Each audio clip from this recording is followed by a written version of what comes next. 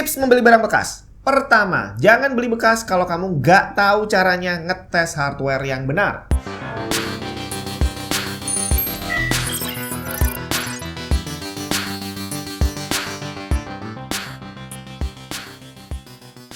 Keyboard mini low profile paling keren di dunia. Asus ROG Falchion RX Low Profile yang udah dapat Honorary Award di CES 2024. Berlayout 65% dengan ROG RX Low Profile Optical Switch yang cepat, Tri-Mode Connection yang dilengkapi ROG Speednova Wireless Technology, dan ROG Omni Receiver yang bisa terhubung dengan banyak device cukup dengan satu receiver aja. Experience ngetiknya juga bakal memuaskan dengan 2-layer dampening foam, serta fitur canggih Interactive Touch Panel yang bikin keyboardnya semakin mewah. Selengkapnya cek link di bawah. Dengan semakin mahalnya harga hardware baru, akhirnya tidak bisa dihindari, pasar hardware bekas akan menjadi lebih menarik buat banyak orang. Jadi kalau kita bicara contohnya GPU aja deh, ini udah sering banget saya bahas. GPU Nvidia termurah yang generasi terbaru saat ini harganya 6 jutaan bre. Bahkan dari kubu merah AMD yang kita kenal lebih perhatian sama gamer gitu kan. Ternyata RX 7600-nya harganya juga masih di kisaran mepet-mepet 5 juta. Gak murah sama sekali.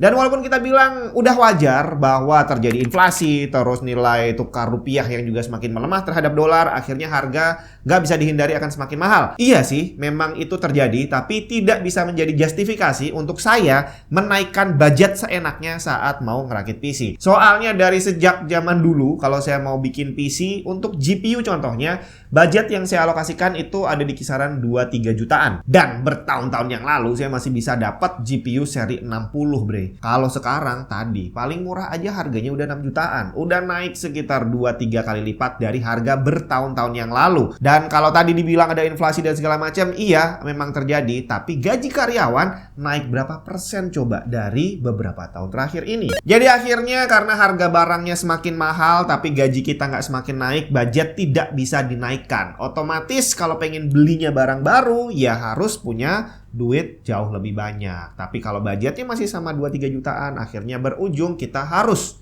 mau nggak mau cari barang second. Permasalahannya, kondisi barang second yang dijual di pasaran saat ini berbeda jauh dari bertahun-tahun yang lalu. Termasuk mentalitas penjual dan pembelinya juga berbeda jauh dibandingin bertahun-tahun yang lalu. Gak usah baper saat saya bilang begitu, karena memang pada kenyataannya jumlah penipuan online sekarang ini sudah sangat banyak sekali. Dibandingin saat zaman dulu, penipuan udah ada sebenarnya, tapi jumlahnya gak terlalu banyak. Jadi zaman sebelum ada marketplace, orang jual beli barang second online itu murni lewat grup, lewat forum. Dan waktu itu bayarnya yang paling umum dilakukan adalah direct transfer. Ada jasa rekber, tapi itu ya nggak terlalu banyak yang pakai. Sebagian besar termasuk saya, itu lebih prefer untuk direct transfer. Jadi dari zaman dulu saya transaksi pakai direct transfer, saya belum pernah ketipu. Kalau nipu... Nah, selanjutnya tantangan yang dihadapi sama semua orang saat ini bukan lagi tentang penjual yang nakal. Jadi kalau zaman dulu nih ya, orang yang takut itu adalah pembeli. Takut ditipu sama penjual yang ternyata barangnya rusak dan sejenisnya. Sama seperti sekarang. Tapi sekarang bedanya, pembelinya juga ikutan nipu. Jadi akhirnya buyer takut ditipu sama seller, sellernya juga takut ditipu sama buyer. Dan kalau kita bicara jumlah penjual sama pembeli itu sudah secara wajar jauh lebih banyak pembeli. Jadi kalau kita bicara jumlah penipuan, ya sepertinya lebih banyak penipuan yang dilakukan sama buyer daripada sama seller gitu kali ya. Karena kalau kita bicara tentang buyer, ini bukan hanya tentang buyer yang memang sengaja untuk menipu, sengaja untuk nuker barang yang dikirim. Enggak. Tapi ada banyak sekali kalangan buyer yang tidak paham tapi efeknya juga sama seperti menipu. Jadi dia beli barang, mau ngetes, dia nggak tahu caranya ngetes yang bener, akhirnya begitu dipasang karena salah pasang, ada yang patah dan sejenisnya, habis itu dia komplain bahwa barangnya rusak. Atau mungkin barangnya normal, tapi karena dia nggak paham gimana cara masangnya, akhirnya dia bilang nggak bisa. Kemudian minta retur, terus setelah proses yang begitu panjangnya, dibalikin sana-sini, kirim sana-sini, ternyata barangnya bisa. Atau lebih parah lagi, ternyata barangnya dikirim dalam kondisi rusak, dan akhirnya ribet untuk kedua belah pihak. Dan karena alasan inilah, sekarang ini saya sudah sangat jarang melakukan transaksi jual beli barang bekas. Beberapa kali memang iya saya iklankan barang-barang yang ada di gudang gitu ya. Kadang-kadang diiklanin online, tapi saya lebih prefer bukan direct transfer, bukan juga transaksi lewat marketplace, tapi COD. Dan COD-nya datang sendiri ke sini tes sendiri di sana, kalau puas bayar, bawa pulang, silahkan, everyone happy gitu ya. Jadi hari ini saya pengen kasih tips dulu untuk para buyer, gimana biar kamu bisa bertransaksi, membeli hardware bekas dengan aman dan nyaman. Untuk para seller saya akan buatkan video terpisah, tapi hari ini untuk buyernya dulu aja. Tips pertama, dan ini nggak boleh di skip. Kalau kamu nggak paham gimana cara ngetes hardware dengan benar, jangan beli bekas. Dan ngetes ini ada banyak sekali prosesnya, dari sejak pertama kali kamu terima barangnya nih, motherboard datang. Mau ngetes gimana? Ya berarti kamu harus punya perlengkapannya. Prosesornya harus ada, RAM-nya harus ada, storage drive, power supply, dan sejenisnya. Semuanya udah harus ready. Kamu ada atau enggak? Dan seandainya udah ada, kamu bisa ngerakitnya enggak? Karena walaupun sudah jadi dirakit, belum tentu bisa langsung nyala. Dan kamu harus bisa troubleshoot mana yang bermasalah. Karena kamu akan mengajukan komplain. Apakah motherboardnya yang rusak? Atau CPU-nya? Atau RAM-nya? Atau power supply-nya? Soalnya kalau semua udah terakit nih ya, termasuk GPU-nya terpasang, habis itu PC-nya mau nyala tapi no display. Apa masalahnya? Apakah GPU-nya yang rusak? Belum tentu. Apakah RAM-nya yang error? Belum tentu juga, bre. Dan tantangan selanjutnya adalah kamu harus bisa melakukan itu semua dalam waktu 2 hari. 2 hari ini adalah waktu yang dikasih sama marketplace untuk kita sebagai pembeli bisa ngetes barang. Kalau dalam waktu 2 hari kita nggak komplain, maka dianggap transaksinya sudah selesai. Barangnya baik-baik saja dan uangnya akan diteruskan ke penjual. Dan kamu harus bisa memastikan semuanya baik-baik saja sebelum hal itu terjadi. Wah, nggak 2 hari dong bang, kan sellernya ngasih jaminan garansi personal 1 minggu, 1 bulan, 3 bulan. Ya itu kan kata mereka. Pada prakteknya, kalau uang sudah mereka terima, ya sah-sah aja kalau mereka lepas tanggung jawab. Jadi walaupun dia bilang ada garansi personal yang entah berapa bulan, kalau sampai mereka tidak menepati janjinya, ya mau gimana lagi? Yang rugi adalah kamu. Jadi tips selanjutnya adalah jangan percaya apapun yang dikatakan seller, kecuali kamu sudah membuktikan sendiri. Dia bilang barangnya bagus, jangan percaya. Kecuali saat datang, kamu bisa ngetes sendiri dan beneran barangnya bagus. Termasuk kalau mereka bilang garansi 3 bulan, ya udah, nggak usah dianggap. Kalaupun nanti terjadi betulan dan mereka tanggung jawab, ya sudah, itu berarti bonus. Tapi kalaupun diingkari, ya kamu udah tahu bahwa dari awal garansi yang kamu terima sebenarnya cuma 2 hari. Kemudian selalu persiapkan diri untuk kemungkinan terburuk. Jadi kalaupun tadi seller bilang ini barangnya mulus like new, ya kamu harus tahu barang baru itu seperti apa. Jadi begitu barangnya datang, dia bilang like new, coba gue lihat mana nih yang like new. Ini tantangannya juga berbeda seperti ngetes barang tadi, karena di sini kamu secara visual harus bisa membedakan mana yang normal, mana yang nggak normal. Dan ini nggak bisa kamu tanyakan ke grup, karena pertama belum tentu dapat jawaban langsung, dan kedua belum tentu jawaban yang kamu dapat dari grup itu adalah jawaban yang benar. Bisa jadi malah menyesatkan. Jadi sebelum kamu ngetes barangnya, kamu harus tahu dulu nih, apakah kondisinya secara fisik itu benar-benar bagus atau enggak. Kalau kamu nggak bisa ngetesnya, kamu nggak yakin gimana cara ngetesnya, sebaiknya hindari beli barang bekas.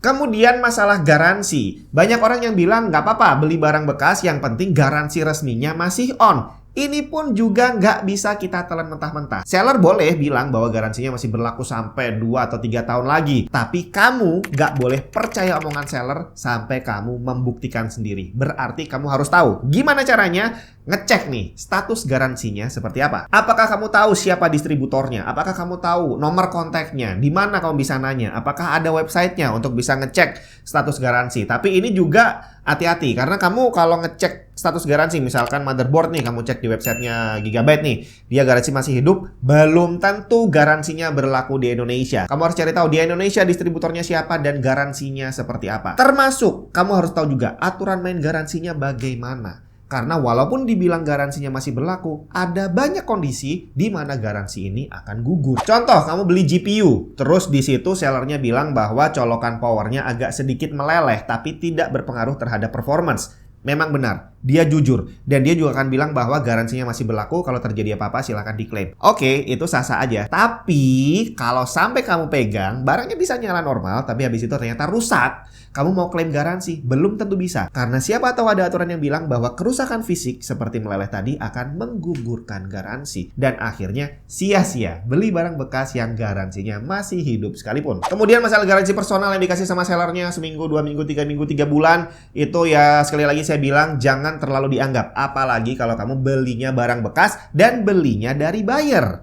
tidak akan ada after sale service. Catat, hampir tidak ada after sale service untuk pasar barang bekas. Kalau beli barang baru yang namanya after sales itu, kamu beli motherboard garansinya 3 tahun, terus habis itu dalam waktu 1 tahun udah rusak, kamu klaim garansinya tidak dipersulit, bahkan setelah garansinya habis masih bisa dibantu, itu berarti toko ataupun distributornya punya after sales yang bagus. Tapi kalau kamu belinya barang bekas, terutama dari user juga yang nggak punya stok lebih dan dia juga bukan tukang servis, after salesnya dari mana?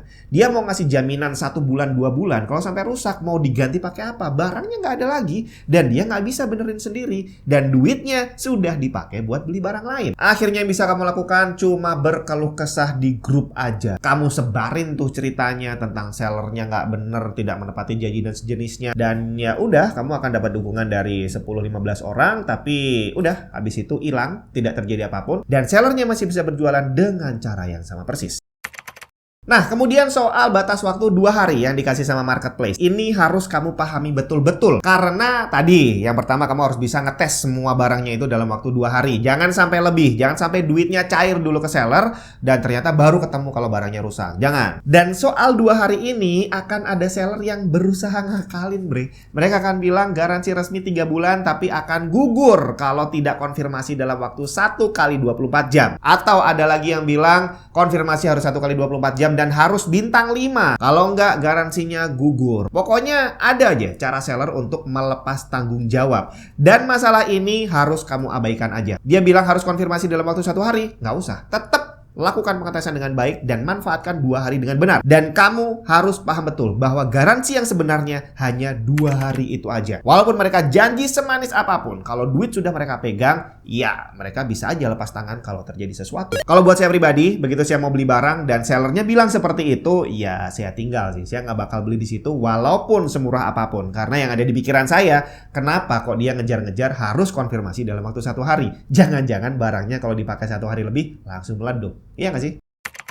Kemudian tips terakhir, lakukan dokumentasi lengkap dari sejak kamu terima paketnya. Jadi masih dalam bungkusan gitu ya. Masih ada labelnya dari kurirnya. Di-shoot video semuanya dari sejak awal kamu terima bolak-balik seperti apa. Jangan putus untuk unboxingnya. Jadi setelah semua tadi secara fisik direkam, habis itu kamu buka sampai dikeluarkan produknya, sampai kamu shoot serial numbernya dan kondisi detail bolak-balik atas bawah, pokoknya 3 dimensi semuanya terlihat kondisinya seperti apa, dan udah, itu adalah video unboxing. Kalau ada seller yang bilang bahwa video unboxing sampai testing nggak boleh putus, abaikan aja. Itu adalah kata-kata ngawur karena hampir nggak mungkin. Kalau kamu nggak punya kameramen, gimana caranya kamu bisa syuting dari unboxing sampai pasang, ngetes tanpa putus? Belum lagi yang namanya ngerakit PC, belum tentu dipasang langsung nyala. Gimana ceritanya kamu mau nge-shoot berjam-jam saat kamu troubleshooting? Jelas nggak mungkin banget. Tapi di sini kuncinya hanya satu, serial numbernya harus kelihatan dan bentuk fisiknya juga harus kelihatan. Nah, setelah video unboxing selesai, video testingnya lakukan di-shoot dengan lengkap dan tadi serial numbernya harus kelihatan sampai di zoom out kelihatan semua PC-nya lagi testing. Dan itulah hal-hal yang harus kamu lakukan saat beli barang bekas. Buat orang awam ini adalah tantangan yang sangat berat. Karena saya aja yang udah terbiasa, itu kalau bisa saya menghindari beli barang bekas karena keribetannya ini tadi. Jadi kalau terjadi sesuatu dan akhirnya saya harus komplain, bahkan dengan semua bukti-bukti yang sudah saya kumpulkan, nasib saya akan bergantung pada admin marketplace-nya. Kalau entah apa alasan mereka akhirnya menangin sellernya, ya udah saya bakal bubar, duit udah keluar, barang mungkin nggak bisa dipakai, dan akhirnya ya menyesal lah. Jadi kalau memang sekali lagi kamu kurang paham atau nggak berani untuk ngetes ini semua tadi, kalau bisa hindari aja barang bekas, terutama GPU, karena GPU yang seri-seri second yang bisa kamu dapat sekarang, yang dibeli sekitaran tahun 2022 ke belakang gitu ya, besar kemungkinan sudah digunakan mining. Dan itu adalah kondisi yang lebih gak jelas lagi, karena kita nggak tahu bagaimana kondisi dia saat dipakai mining dan setelah dijual. Pokoknya susah lah, bahkan orang yang sudah berpengalaman aja akan cukup kesulitan untuk ngetes GPU bekas mining. Dan udah itu aja yang ternyata banyak sekali. Jadi sekali lagi, kalau kamu memang nggak bisa cara ngetesnya, nggak punya teman untuk ngetes, dan nggak punya part lain untuk ngetes tadi, ya lebih baik hindari aja beli barang bekas dan main aman, keluar duit sedikit lebih banyak tapi dapat garansi resmi yang sudah jelas panjang sekali. Semoga bermanfaat, kita ketemu lagi di video yang lain.